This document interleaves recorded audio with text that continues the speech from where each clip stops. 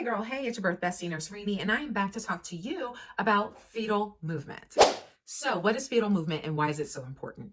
Well, fetal movement is the muscular actions and movement of a baby inside your uterus. And it's important to us because it lets us know that the baby's growing and that they're healthy and that they're moving around. They have all of that energy.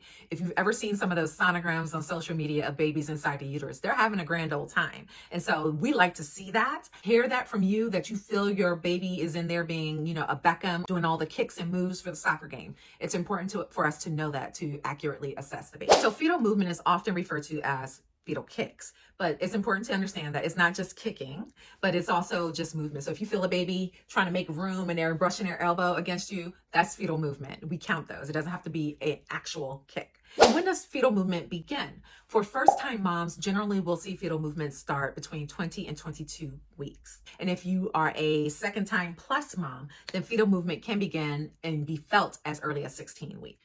If you're wondering how you'll know whether or not the baby's moving and what that feels like, it usually feels like gas. You'll feel like little butterflies in your stomach and some of that, what we call peristalsis, and that's just like intestinal movement. So you'll know, you may not know what it is off rip, but eventually be like, oh yeah, I think that was the baby because it feels like gas, but I don't have gas. That's your baby moving. So it's important that you recognize your baby's pattern of movement, their frequency of movement, because at some point we will want to know whether or not you feel your baby moving when you call us, and we'll ask you to do fetal kick counts. Now, surprisingly, or maybe not surprisingly, I ask my clients in person, like, hey, do you guys know about fetal kick counts? And most of them are like, no.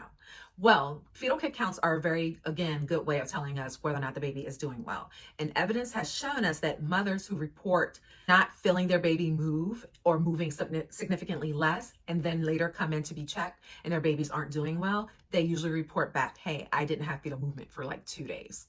So fetal movement is mom's perception of baby's movement in the abdomen. So if you tell me that you have fetal movement, I believe you.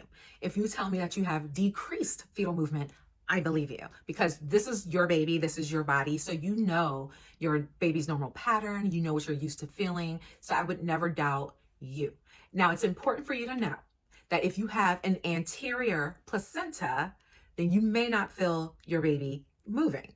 And an anterior placenta, for those of you who don't have one and don't know, is a placenta that implants itself in the front of the stomach. It's like having a pad between your baby and your uterus. So if your baby's kicking the placenta, you may not feel it because it's padding that feeling. What is an accurate count of fetal movement? We ask that you have at least 10 movements in a 2-hour period.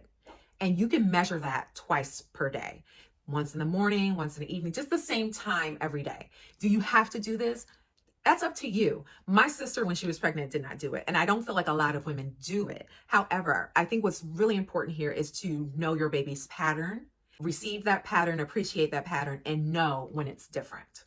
So I'm sitting here telling you that the evidence says 10 times in 2 hours is great. But if your baby is doing 100 times in 2 hours, and now all of a sudden they're doing 25 in 2 hours, that's a change. And that's a change that I would say as a nurse, you should go in and get evaluated for. It may be fine, but you don't want to risk that something isn't fine. So I would say if there's a change in pattern and there is decreased fetal movement, you're not getting that, 10 and 2, then I would definitely go ahead and contact your provider. Now, I also recommend not waiting 2 hours. If you know that your baby is going to town and all of a sudden they're just not going to town, go to call your doctor. Just call your doctor and they will advise you from there. But never hesitate to contact your provider. We will always rather see someone come in with concerns and send them home happy than come in with concerns and not having contacted us because they didn't want to bother anyone. The hospital is 24/7. We are waiting for you. We are there for you. We are there to receive you. So come on in.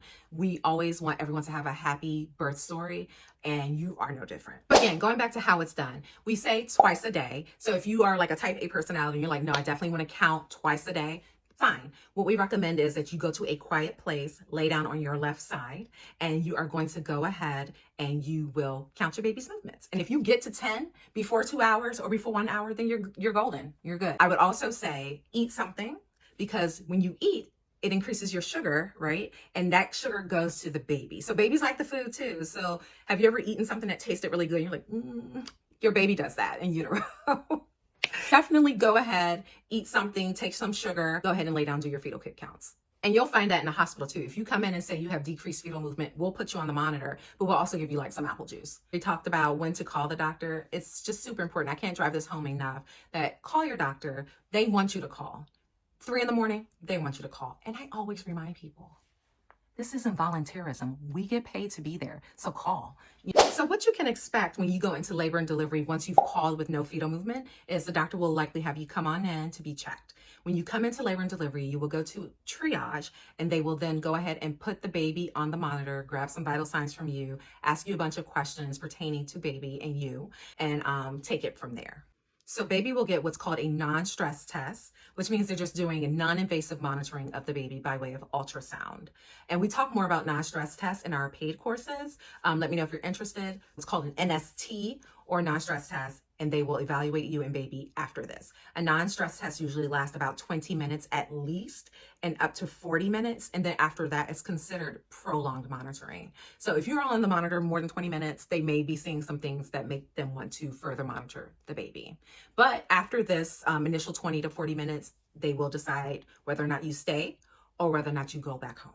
So guys, I hope this was very helpful to you. Again, please like, comment, share, and follow if you found value in this information. Get down in the comments and let me know if you know anyone who has complained of decreased fetal movement and had to like get delivered from there because, oh, you were right, mom.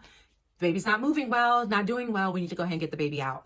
Or if you are still not feeling movement yet, let us know. If you have an anterior placenta, let us know. Let's get down in the comments and start a discussion because I promise if you have the question, there are many other mommies out there who also have the question.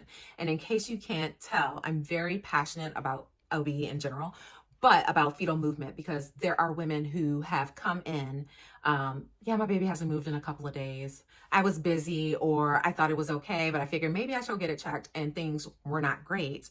And as soon as you're concerned, don't fuss over it. Don't fret over it. Don't worry about what we're going to think. Come on in.